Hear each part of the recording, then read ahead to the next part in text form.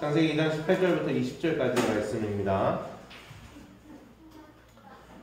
제가 대표하여 읽겠습니다. 여호와 하나님이 이르시되 사람이 혼자 사는 것이 좋지 아니하니 내가 그를 위하여 돕는 배필을 지으리라 하시니라. 여호와 하나님이 흙에서 각종 들 짐승과 공중의 각종 새를 지으시고 아담이 무엇이라고 부르나 보시려고 그것들을 그에게로 이끌어 가시니 아담이 각 생물을 부르는 것이 곧 그 이름이 되었더라. 아담이 모든 가축과 공중의 새와 들의 모든 짐승에게 이름을 주니라. 아담이 돕는 배필이 없으므로. 아멘. 오늘 우리가 같이 읽은 말씀을 통하여서 함께할 때 빛난다라는 제목으로 같이 말씀을 나누기를 원합니다. 우리 함께 같이 기도하겠습니다. 하나님 아버지 감사합니다. 우리가 하나님 은혜 안에서 함께할 때 빛남을 기억하며 나아갈 수 있도록 인도하여 주시옵소서. 하나님께서 우리를 혼자 두는 것을 좋지 아니하다 말씀하셨습니다. 하나님, 우리가 이 사실들을 기억하면서 하나님의 뜻대로 하나님 말씀대로 순종하여 살아가는 하나님 백성들 될 수 있도록 인도하시며 역사하여 주시옵소서. 감사합니다. 주님 찬양합니다. 우리 구주 예수 그리스도의 이름 받들어 기도합니다. 아멘. 우리 서로 같이 인사했으면 좋겠습니다. 사랑하고 축복합니다. 감사합니다. 네, 우리 안양선민교회는 하나님의 선택을 받은 선민으로서 살아가는 거룩한 백성인 것을 인식하고 하나님이 허락하시는 교회를 더욱 섬기고 사랑하는 공동체가 되기를 소망합니다. 더불어 오늘 허락하시는 말씀을 받아 기쁨으로 누리며 그 말씀대로 살아가는 저와 성도님들이 되기를 주의 이름으로 축원합니다. 오늘은 아담이 혼자 있는 것을 보시고요, 좋아하지 않으시는 하나님의 모습을 바라보게 됩니다. 그렇게 하나님께서는 돕는 배필을 주실 것을 말씀하시고 또 약속하시거든요. 그런데 이 부분에 있어서 아담의 의사와는 상관없이 아담을 무시하면서 그 배필을 주시지 않는다는 사실을 우리는 기억해야 합니다. 우리가 오늘 창세기 2장을 좀 바라보면서요, 우리가 한 가지 또 오해하고 있는 것이 이것인 것 같아요. 갑자기 하나님께서 아담의 갈빗대를 빼셔서 여자를 만들었고 그리고 아담에게 보내줬더니 아담은 깜짝 놀라면서 너무 좋아했더라. 이렇게 우리가 생각하고 있다는 거예요.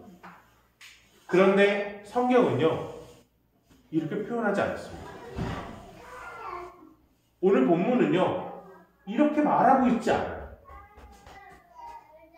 아담이 너무나도 필요했던 존재가 돕는 배필이었다는 사실을 이야기합니다.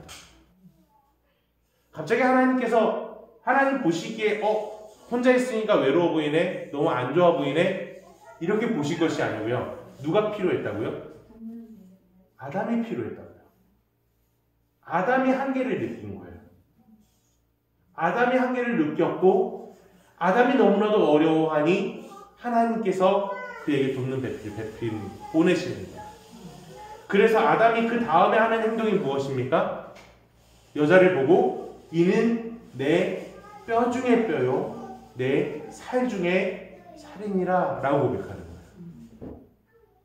하나님께서 갑작스럽게 여기 배필이야 라고 말씀하시는 게 아니에요.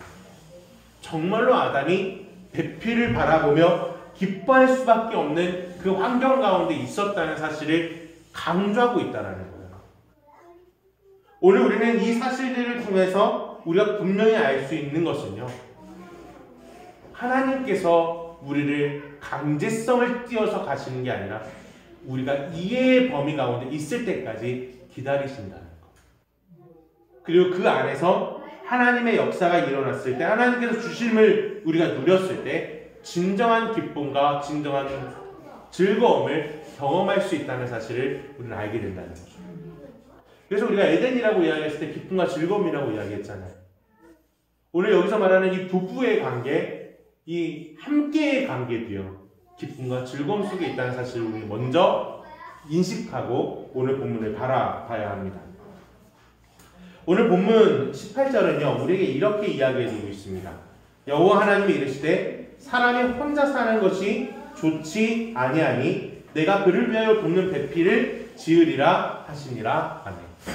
오늘 18절에는 우리에게 두 가지의 사실을 좀 전달해주고 있습니다.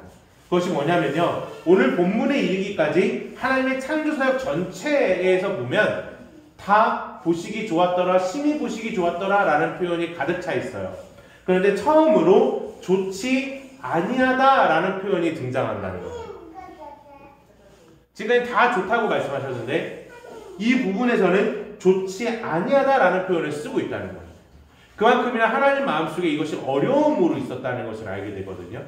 또한 두 번째로 알 수 있는 사실은요, 창세기 1장까지는요, 하나님께서 하나님의 그 감정들을 드러내세요. 하나님의 감정들을 드러내시거든요. 근데 2장에 넘어오면서요, 하나님의 감정이 드러나 있지 않아요. 그런데 사람을 바라보고 사람이 독처하는 것, 혼자 있는 것을 볼 때에 하나님의 감정이 드러납니다. 그만큼이나 하나님께서 아담이 혼자 있는 것에 대해서 되게 힘들어하시고 슬퍼하셨다는 것을 알게 돼요. 그러면 우리가 한 가지 좀 재밌는 사실들을 생각해보면, 만약에 그렇다면 이 자리에서 하나님께서 사람을 만들어서, 여자를 만들어서 보내셔야 되는 거 아닌가요? 우리가 생각하는 개념에서는 하나님 보시기 좋지 않으셨으니까 바로 사람을 여자를 만들어서 보내줘야 되는 부분인 거잖아요. 그런데 그렇게 진행하지 않으신다는 거예요. 사람이 그것을 깨달을 수 있을 때까지 기다리셨다는 사실을 우리는 기억해야 돼요. 오늘 본문이 우리에게 말하고 있는 건요, 또 다른 것을 바라보자면 사람이란 존재는요, 혼자 살아갈 수 있는 존재가 아니라는 거예요. 그래서 우리 이제 사람을 표현할 때 사회적 동물이라는 표현을 쓰거든요. 그러니까 함께 하는 공동체가 없으면요, 살아갈 수 없다는 거예요. 이것을 통해 또 할 수 있는 게 뭐냐면, 자, 아담이 혼자 있었지만 숨쉬는 동물들도 엄청 많았거든요. 이 동물들이 되게 많이 뛰어다니고 함께 즐거워하며 살아갈 수 있었을 거예요. 그럼에도 불구하고 그 동물들과 교감하고 그 동물들과 함께 있음에도 불구하고요, 성경은 아담을 향하여 뭐라 그러냐면 혼자라고 표현해요.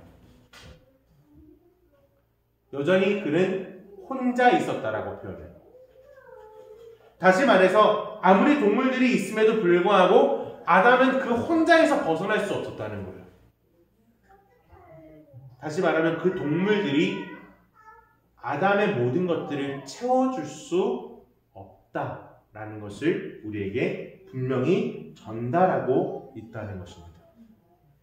그것을 통해 하나님께서 우리에게 보내주신 사람들을 통해 우리는 항상 하나님 안에서의 이 공동체를 형성하면서 살아가는 것, 그것이 하나님의 선한 뜻이라는 사실을 우리는 먼저 인식해야 돼요.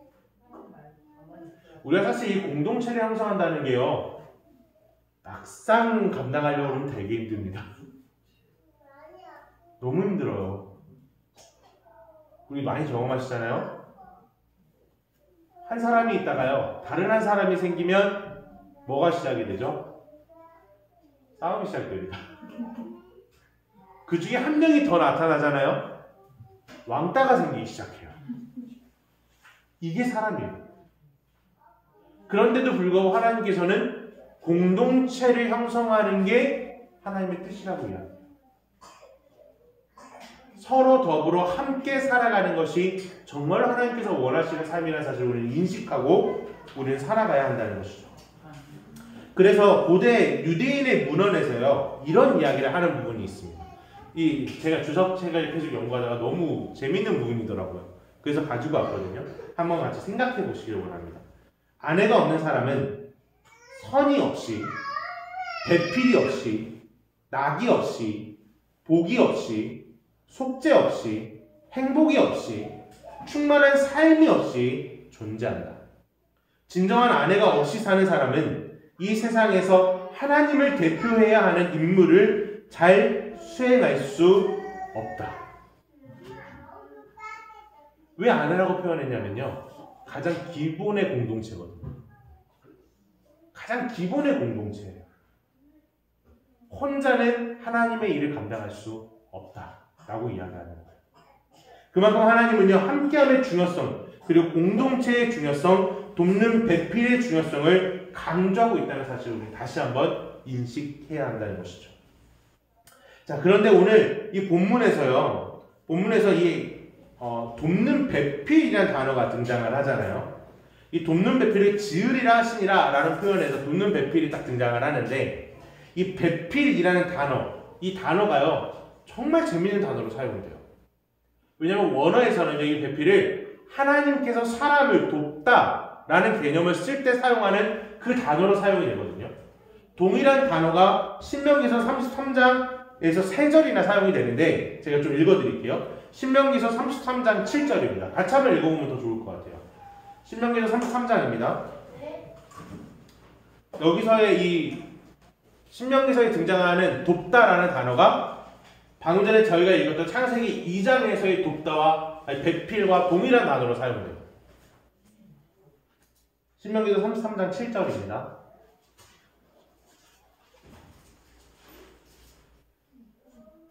신명기서 33장 7절, 26절, 그리고 29절을 읽어볼 거예요. 자, 먼저 7절입니다. 시작. 유다에 대한 축복은 이러하니라. 일러스되 여호와 유다의 음성을 들으시고 그의 백성에게로 인도하시오며 그의 손으로 자기를 위하여 싸우게 하시고 주께서 도우사 그가 그 대적을 치게 하시기를 원하나이다. 여기서 주께서 도우사가 배필과 동일한 단어예요. 그리고 두 번째로 33절 26절을 보면 여수르니여라는 여수르는 이제 예루살렘의 옛 지명이거든요. 여수르니여 하나님 같은 이가 없도다. 그가 너를 도우시려고 이 돕다라는 단어가 배필이에요. 하늘을 타고 궁창의 위엄을 나타내시는도다 라고 이야기하고요. 또 29절을 읽어보면 이스라엘이여 너는 행복한 사람이로다. 여호와의 구원을 너같이 얻은 백성이 누구냐? 그는 너를 돕는 방패에서 돕다 라는 단어가 배필이에요. 내 영광의 칼이시로다. 내 대적이 내게 복종하리니 내가 그의 높은 곳을 밟으리로다. 아멘. 신명기서 33장에서 등장하는 돕다라는 단어가요, 앞에 등장하는 오늘 창세기 본문에서 이야기하는 배필이란 단어와 동일한 단어가 사용돼요. 그럼 우리가 한 가지 좀 고민이 생겨요. 어떤 고민이 생기냐면 그러면 이 돕는 배필이 하나님이 사람을 돕는 것처럼 오시는 거면 돕는 배필이 없이는 아담은 살아갈 수 없는 건가? 라는 생각이 들죠. 근데 또 그건 아니에요. 왜냐면 18절과 19절, 20절을 읽어보면 아담이 혼자 뭐 하거든요. 혼자 뭐 감당을 해요. 근데 오늘 본문에서는 이 부분이 하나님이 사람을 돕다라는 개념으로 사용되지 않고 어떤 개념으로 사용되냐면 아담이 약간 좀 부족하다라는 개념으로 사용돼요. 아담이 2%가 부족한 거예요. 그 2%가 채워지려면 반드시 누가 있어야 되는 거예요? 돕는 배필이 있어야 된다는 거예요. 좀 놀랍지 않나요? 저는 이 본문 묵상하면서 와 진짜 놀랍다 이 생각을 했거든요. 왜냐하면 하나님께서 사람을 만드셨을 때 하나님의 형상대로 만드셨잖아요. 그런데 사람이 혼자 감당하기가 힘들어한다는 것을 아시고 돕는 배필을 주셨다라는 것. 하나님의 계획대로라면 아담은 혼자 살 수 있잖아요. 혼자 살아야 되잖아요. 그런데 그렇지 않았다는 거죠. 근데 이 사실을 다시 한번 깊이 생각해보면 하나님은 한 분이시지만 또 세 분이세요. 세 분의 연합이 한 분이시라고 표현해요. 하나님께서도 혼자 계시지만 함께하고 계시다는 사실을 우리는 인정해야 돼요. 그래서 아담이 모든 걸 다 할 수 있지만 그럼에도 불구하고 함께해야 그 하나가 완전하게 된다는 사실을 우리는 기억해야 돼요. 그래서 하나님께서 그 부족함을 채워주기 위한 존재로 바로 배필을 허락하여 주셨다라는 것을 알게 된다는 거죠. 자, 이거는 하나님 입장인 거죠. 그죠? 하나님 입장인 거잖아요. 그러면 이제 아담이 어떻게 그 한계를 느꼈을까라는 것을 우리는 좀 알아봐야 돼요. 아담이 그 한계를 어떻게 느꼈을까라는 걸 좀 깊이 좀 생각을 해봐야 되는데, 그것을 알아보기 위해서 19절과 20절을 좀 읽어봐야 됩니다. 오늘 본문 19절과 20절입니다. 제가 읽어드릴게요. 여호와 하나님의 흙으로 각종 들짐승과 공중의 각종 새를 지으시고 아담이 무엇이라고 부르나 보시려고 그것들을 그에게로 이끌어 가시니 아담이 각 생물을 부르는 것이 곧 그 이름이 되었더라. 아담이 모든 가축과 공중의 새와 들의 모든 짐승에게 이름을 주니라. 아담이 돕는 배필이 없으므로. 아멘. 자, 오늘 20절에서도요 또다시 돕는 배필이 없다라는 이야기가 또 나와요. 자, 여기서 아담이 모든 가축과 공중의 새와 들의 짐승의 이름을 주니라. 아담이 돕는 배필이 없으므로 라는 단어는 누가 느끼고 있는 걸까요? 20절에서 이야기하는 이 돕는 배필이 없으므로라는 것은 지금 누가 느끼는 감정이에요? 아담이 느끼는 감정. 아담이 느끼는 감정이에요. 왜냐면 아담이 앞에 하는 일이 뭐냐면요, 여호와 하나님이 흙으로 각종 들 짐승과 공중의 각종 새를 지으시고 아담이 무엇이라고 부르나 보시려고 그것들을 그에게 이끌어 오시니 아담이 각 생물에게 부르는 것이 곧 그 이름이 되었더라 라고 표현되거든요. 자, 이름을 붙여주는 건요 매우 중요한 행위입니다. 아이가 태어나요. 그 아이의 이름을 누가 붙여주죠? 부모가 붙여주죠. 왜 부모가 자녀의 이름을 붙여주죠?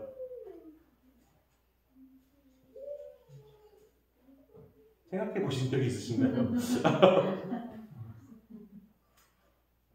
성경으로 따지면, 성경에서 이야기하는 것을 보면 소유권이 있기 때문이에요. 소유권이 있기 때문에 그 자녀에게 이름이라는 걸 붙여줄 수 있어요. 다시 말해서 이름을 붙여주는 존재는요, 권위를 가진 존재여야 돼요. 더불어 이름을 붙여주는 사건은요, 높은 자가 낮은 자에게 이름을 주는 거예요. 반대로 이름을 밝히는 건요, 낮은 자가 높은 자에게 밝히는 거예요. 그런데 성경 전체를 한번 읽어보십시오.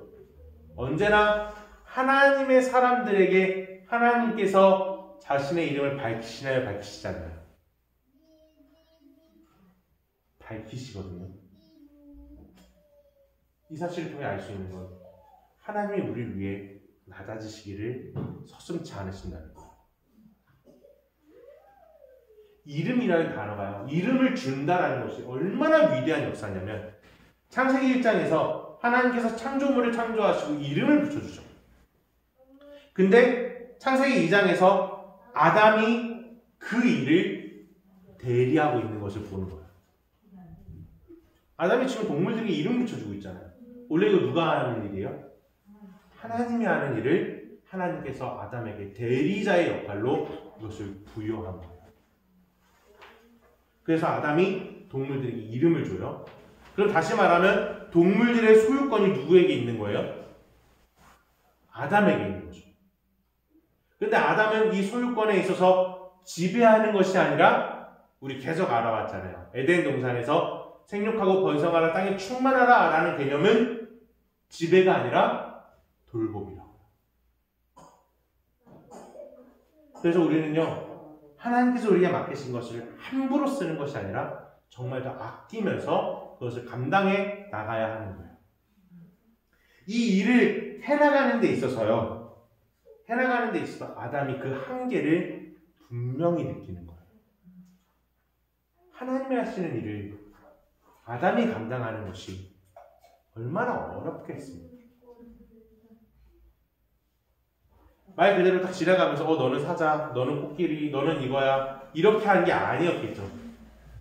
아담 스스로 이것이 하나님께서 나에게 맡기신 사명인데 그것을 가볍게 할 일은 없을 거 아니에요.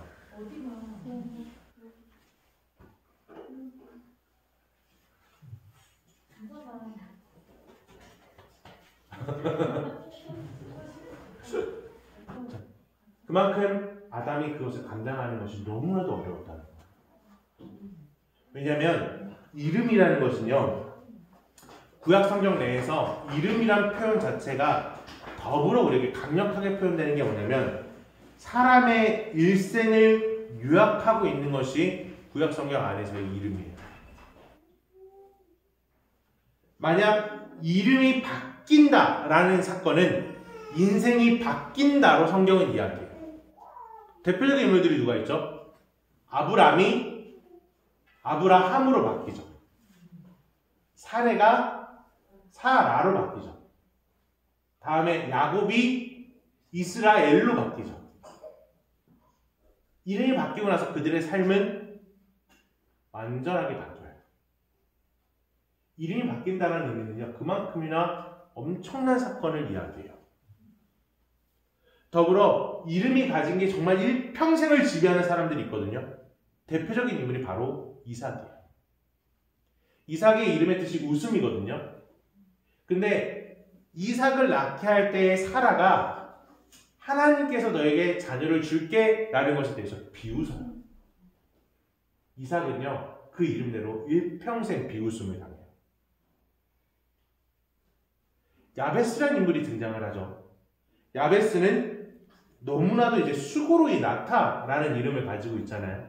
그 이름대로 고난 가운데 있었고 너무나도 괴로운 가운데 있었지만 그가 하나님 앞에 섰을 때, 하나님께 간구했을 때 그것을 뛰어넘었다라고 이야기합니다. 구약 성경에서의 이름은요, 이만큼이나 중요한 역할을 감당하고 있고 너무나도 그만큼의 큰 권위가 필요해요. 근데 그 권위 있는 일을 누가 해요? 아담이 하는 거예요, 지금. 아담이 하고 있는 거예요. 그러니까 이 일을 감당하고 나서요, 아담이 그 한계를 너무나 뼈저리게 느끼는 거죠. 돕는 배필이 없으므로 이것을 감당할 수가 없다. 그럴 때 하나님께서 누구를 보내시는 거예요? 내 돕는 배필을 보내시는 거예요. 우리 이 사실들을 통해서 한 가지 분명하게 알 수 있는 것이 있습니다. 뭐냐면요, 오늘 나에게 보내주신 나의 배필, 그 배필이요, 나의 부족함을 채워주는 존재라는 사실을 우리는 인정해야 된다는 거예요. 비록 우리 다 아시죠? 아유, 저 왼수 같은 인간이 할 때 많잖아요. 그럼에도 불구하고 우리의 부족함을 채워주는 그 부분이 우리 가운데 있다는 사실을 우리는 인식하고 그를 나의 배필로 받아들여야 돼요. 그래야만 하나님께서 원하시는 그 기쁨의 삶을 우리가 영위하고 누릴 수 있는 것입니다. 사실 오늘 이런 본문들의 이야기는요, 오늘 이런 본문은요, 아주 명확하게 딱딱딱 정해져 있는 틀 안에서 해석이 가능해요. 그런데 오늘 본문을 묵상할수록 지금까지 지금까지 생각했던 모든 틀이요, 깨져버렸어요. 지금까지 우리가 생각했던 틀은요, 하나님께서 아담이 잠자고 있는 사이에 갈변을 취해가지고 갑자기 딱 보내주시는 거였거든요. 근데 오늘 본문을 묵상하고 연구하면서 제 생각이 딱 깨져버렸던 건 아담이 필요했구나 라는 거예요. 결국에는 하나님께서 우리에게 배필을 주시는 이유는 나의 한계가 명확하기 때문인 거예요. 그때에 비로소 우리 가운데 진정한 온전함이라는 것이 허락되는 거죠. 가정의 온전함이 그 안에서 일어나는 것이고요. 자녀의 온전함이 그 안에서 나타나는 거예요. 아빠 혼자, 엄마 혼자 키울 수 있죠. 그러나 자녀를 기름에 있어서 아빠의 역할과 엄마의 역할이 분명히 구분되어지듯이 부부 사이 안에서도 이 돕는 배필의 역할 안에서도 서로가 서로를 함께 세워져 나가는 거지 누군가를 이끌어가는 존재는 아니라는 거예요. 그게 명확하게 등장하는 게요. 아담이 동물들에게 이름을 주잖아요. 그거는 분명히 아담이 동물들보다 위에 있다라는 사실을 이야기해요. 그런데 여자는 아담에게 있어 여자라는 이 단어는요, 아담에서 콤마 하나 차이예요. 다시 말하면 나와 똑같은 존재입니다 라고 고백합니다. 나와 동일한 존재입니다 라고 고백하는 거예요. 우리 이거는 이제 다음 주에 더 정확하게 이야기할 거고, 나와 동일한 존재 안에, 나랑 동일한 위치 안에 있다라는 것을 이야기해요. 그만큼 아담이 돕는 배필이 있기를 간절히 요구했다는 거예요. 사실 우리 이것에 대해서 인정하기 싫겠죠. 아마 아담도 인정하기 싫었을 수도 있어요. 언제요? 선악과를 따먹은 그 순간부터. 그럼에도 불구하고 하나님께서는 돕는 배필로 우리에게 보내주셨다는 사실은 명확해요. 그가 없이는 우리 안에 온전함이라는 것이 허락될 수 없는 겁니다. 우리는 이 사실들을 통해 다시 한번 더 폭넓게 생각을 해봐야 됩니다. 과연 이 이야기가 가정에만 한정되는 이야기일까요? 오늘 본문을 묵상하면서 전혀 그렇지 않았습니다. 교회, 우리의 사회, 우리의 삶의 모든 영역, 이 모든 것이 우리 안에 돕는 배필이 존재해야 된다는 사실을 이야기해요. 교회는요, 누구 하나가 잘나서 움직일 수 있는 곳이 아닙니다. 누구 하나가 뛰어나기 때문에 교회를 이끌어 나갈 수 있지 않습니다. 아름다운 교회가 순식간에 무너지는 대표적 이유가 뭔지 아세요? 원탑이 하나 생기면 그래요. 그 원탑이 목사님이든 그 어떤 존재든 원탑이 생겨버리면 교회는 무너져요. 근데 서로 돕는 배필로서의 역할로 감당하면 교회는 세워집니다. 오늘 우리에게 말씀하시는 건요, 너 혼자가 아니라 우리 함께, 우리 함께 있을 때 빛나는 거예요. 교회뿐만 아니라 우리의 모든 삶의 영역들도요, 우리 함께 있을 때 빛나는 거예요. 그것이 하나님께서 우리에게 요구하시는 삶이에요. 근데 우리 아까 전에도 말씀드렸듯이 혼자 있을 때 괜찮지만 한 명만 더 나타나도 싸운다잖아요. 그리고 한 명 더 나타나면 뭐가 시작돼요? 왕따가 시작된다고. 이게 우리 안에 있는 한계지만 이것을 뛰어넘을 수 있는 것은 누구 안에 있을 때예요? 하나님 안에 있을 때. 하나님 안에서 이것을 감당해 나가는 것. 그것이 그리스도인들의 삶이에요. 세상은 우리에게 싸울 것을 요구하고 구분시킬 것을 요구하고 나눌 것을 요구한다 할지라도 우리는 하나님 안에서 하나 될 것을 노력하고 끊임없이 연합할 것을 더욱더 노력하고 그것을 위해 힘써야 되는 거예요. 그것이 믿는 자의 삶이에요. 오늘 성경이 고린도전서 바울이요, 이 이야기가 얼마나 소중했으면 바울이 이런 이야기를 하게 됩니다. 고린도전서 12장 12절에서부터 이제 고린도서 12장에서는 이 교회에 대한 이야기를 하거든요. 근데 어떤 이야기를 하냐면 고린도전서 12장 12절은 몸은 하나인데 많은 지체가 있고 몸의 지체가 많으나 한 몸인과 같이 그리스도도 그러하니라 라고 이야기하고 있고요. 그런데 고린도전서 12장 26에서 27절은 만일 한 지체가 고통을 받으면 모든 지체가 함께 고통을 받고 한 지체가 영광을 받으면 모든 지체가 함께 즐거워하니라. 그럼 너희는 그리스도의 몸이요 지체의 각 부분이라 라고 이야기하고 있고요. 마지막으로 에베소서 2장 20절에서 22절은요. 너희는 사도들과 선지자들의 터 위에 세우심을 입은 자라 그리스도 예수께서 친히 모퉁이 돌이 되셨느니라. 그의 안에서 건물마다 서로 연결하여 주 안에서 성전이 되어가고 너희도 성령 안에서 하나님이 거하실 처소가 되기 위하여 그리스도 예수 안에서 함께 지어져 가느니라. 아멘. 우리는 함께 지어져 가는 겁니다. 우리는 나 혼자가 아니라 함께 세워질 때 진정한 빛을 발할 수 있는 것입니다.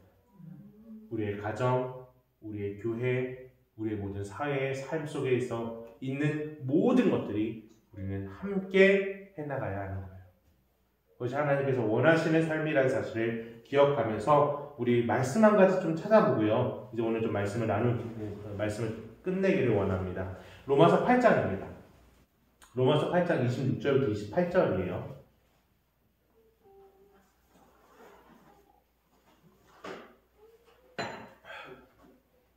로마서 8장 26절부터 28절입니다. 찾으셨나요?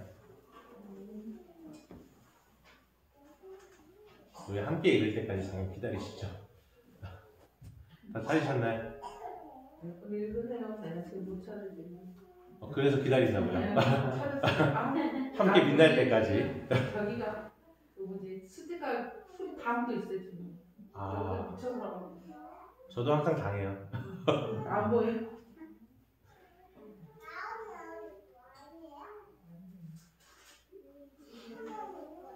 네, 같이 읽겠습니다. 이와 같이 성령도 우리의 연약함을 도우시나니 우리는 마땅히 기도할 바를 알지 못하나 오직 성령이 말할 수 없는 탄식으로 우리를 위하여 친히 간구하시느니라. 마음을 살피시는 이가 성령의 생각을 아시나니 이는 성령이 하나님의 뜻대로 성도를 위하여 간구하심이니라. 우리가 알거니와 하나님을 사랑하는 자 곧 그의 뜻대로 부르심을 입은 자들에게는 모든 것이 협력하여 선을 이루느니라. 아멘. 우리의 협력은요, 우리에서부터 시작되는 것이 아니라 성령에서부터 시작됩니다. 우리는 이 사실을 기억하면서 함께함으로 빛나는 교회가, 또 가정이, 그리고 우리의 삶의 영역들이 되어지기를 주의 이름으로 축원합니다. 아멘. 같이 기도하겠습니다.